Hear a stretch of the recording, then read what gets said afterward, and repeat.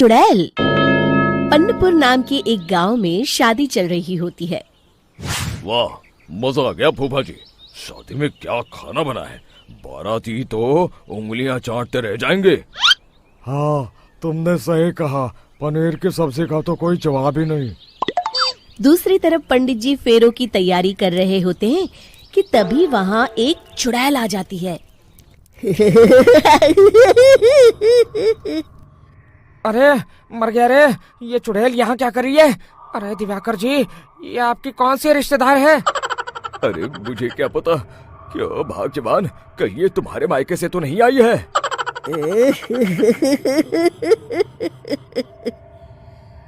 तुम लोगों की इस गांव में बारात लाने की हिम्मत कैसे हुई? मेरे रहते इस गांव में किसी की शादी नहीं हो सकती। अब तुम लोग देखो मैं क्या करती हूँ। अरे मर गया रे, मैंने सुना है ये जबान की पक्की है। भागो रे भागो, वरना ये चुड़ैल किसी को नहीं छोड़ेगी। हाँ, तुम सही कहते हो मोहन भाई। यहाँ से भाग लेने में ही हम सबकी भलाई है। देखते ही देखते शादी के मंडप में भगदड़ मच जाती है और चुड़ैल सब कुछ उजाड़ कर रख देती है।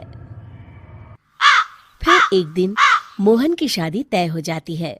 अरे भाई, अगले हफ्ते मेरी शादी तय हो गई है, लेकिन इस चुड़ैल की दहशत के मारे तो मेरे हाथ पैर कांप रहे हैं। अरे मोहन, तुम्हारा दिमाग तो खराब नहीं हो गया? तुम अपने साथ साथ हम सब गांव वालों को भी बलि का बकरा बनाना चाहते हो? उस चुड़ैल के रहते तुमने अपनी शादी के बारे में सोच भी कैसे लिया? देखो गोपाल, डर तो मुझे भी लग रहा है, लेकिन उस चुड़ैल के डर से मैं जिंदगी भर कुंवारा तो नहीं रह सकता। तभी वहाँ मोहन के होने वाले ससुर आ जाते हैं। अरे ससुर जी, आप? देखो, अब तक मैं तुम्हारा ससुर बना नहीं हूँ और शायद बनूंगा भी नहीं। ये आप क्या कह रहे हैं? मैंने तो शादी का कोड भी सिलवा लिया है। मैं अपनी बेटी की शादी किसी अच्छे गांव में कराना चाहता हूँ। तुम्हारा गांव तो भूतिया गांव है। मैं तो क्या, अब तो कोई भी अपनी लड़की इस गांव वालों को नहीं देगा। इस तरह चुड़ैल के डर से उस गांव में किसी की भी शादी नहीं हो पाती। फिर एक दिन गांव के जमींदार अपनी बेटी की शादी करने का विचार करते हैं, लेकिन चुड़ैल के डर से उनकी भी हिम्मत जवाब दे देती है। अगर मेरी बेटी की शादी तय समय से नहीं हुई तो मेरी नाक कट जाएगी। मुझे कुछ करना ही होगा। एक सलाहकार के कहने पर जमींदार काशी से एक बहुत ही नामी तांत्रिक को अपने घर बुलवाते हैं, जो भूत चुड़ैल को पकड़ने में माहिर माना जाता था। जमींदार साहब, आप चिंता मत करिए। इस गांव की सीमा में प्रवेश करते ही मुझे उस चुड़ैल के बारे में सब पता चल गया था।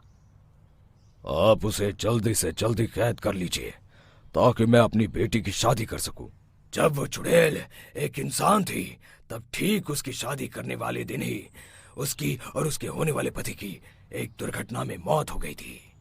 उसका होने वाला पति आज भी भूत बनकर जंगल में भटकता है। इसलिए जब तक चुड़ैल की शादी नहीं हो जाएगी, वो किसी और की भी शादी नहीं होने देगी। ये आप क्या कह रहे हैं? अगर वो भूत भी हमारे गांव में आ गया, तब हमारा क्या होगा? ये आदमी बीच में बहुत बोलता है, इसे बाहर निकालो।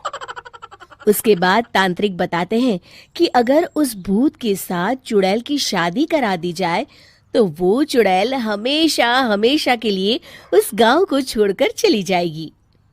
जमींदार साहब, आप अपनी बेटी की शादी की तैयारी शुरू कर दीजिए। मैं कुछ गांव वालों को अपने साथ लेकर उस भूत को ढूंढने जंगल की ओर जाता हूँ। इस तरह जमींदार निश्चित होकर अपनी बेटी की शादी करवाने लगते हैं, लेकिन तभी वहाँ चुड़ैल आ जाती है। मैंने तुम गांव वालों को समझाया था ना कि इस गांव में कभी कोई शादी नहीं करेगा। लगता है तुम लोग मुझे हल्के में ले रहे हो। चुड़ैल जमींदार की बेटी को उठा लेती है।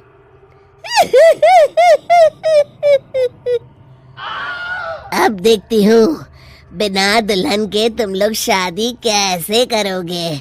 मैं इसे अपने साथ ले जा रही हूँ। छोड़ मुझे, पिताजी, मुझे बचाइए। अरे कोई मेरी बेटी को बचाओ।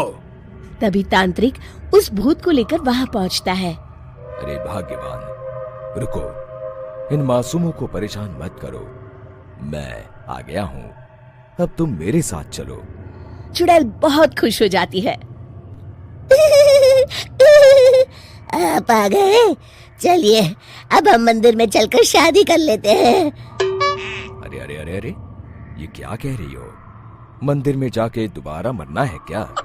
चलो, आज से हम जंगल में रहेंगे।